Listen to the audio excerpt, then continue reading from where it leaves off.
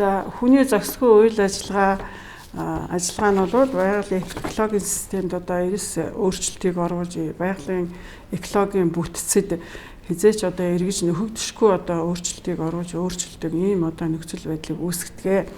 Энэ одоо нөхцөл байдал өөрчлөлт нь харамсалтай нь одоо халдварт өвчнүүдийн үүсгэгч тэдгээрийн одоо эмгэгт бол энэ нөлөөлөл бол бас уялдаж нөлөөлж байдаг ийм одоо аюултай. Үүний дотор халдварт өвчний дотор бол зооносын халдварт өвчин болвол дэлхийд ихнэ анхаарлын төвд орж зооносын гаралтай халдварууд нэмэгдэж коронавирус талдварын одоо цар тахал дэлхийн нийтийг хөмөрсөн аюул учраад байна.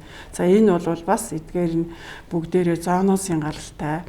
За зооносын гаралтай байна гэдэг нь одоо амьтан ургамал их дэлхийгээ одоо бид нар бас унган төрхөөр нь авч яваагүйтэй бас холбогдох ийм учир тавиадаг. Ургамлаар дамжиж бас хүнд халдах юм эрсдлүүд байдаг. За түүнээс гадна байгалийн унган төрхөө алдагдуулах, унган байгалийн хамгаалагүй ус болоод хамгийн одоо чухал юм нь ой асуудал бол байж байна. Ой мод бол байгаль экологийн 80% орчмыг бол эзэлдэг. Тэгтэл бол одоо энэ ой модны 60% нь бол байгалийн одоо ойгоосоо бид нар хүний одоо уламжлалт хамгаах ухааны хэрэглээний эмийн бодсон тэрийнхээ ургамлаан бол ой модноос авдаг байна.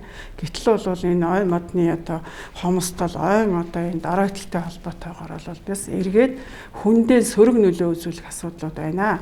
Тухайлбал одоо дэлхийд ихнэ хамгийн их хэрэглээнд байдаг 12 зүйлийн одоо ургамлын гаралтай 8-ыг бид бол ойгоосоо бол гаргаж авдаг юм учиртай.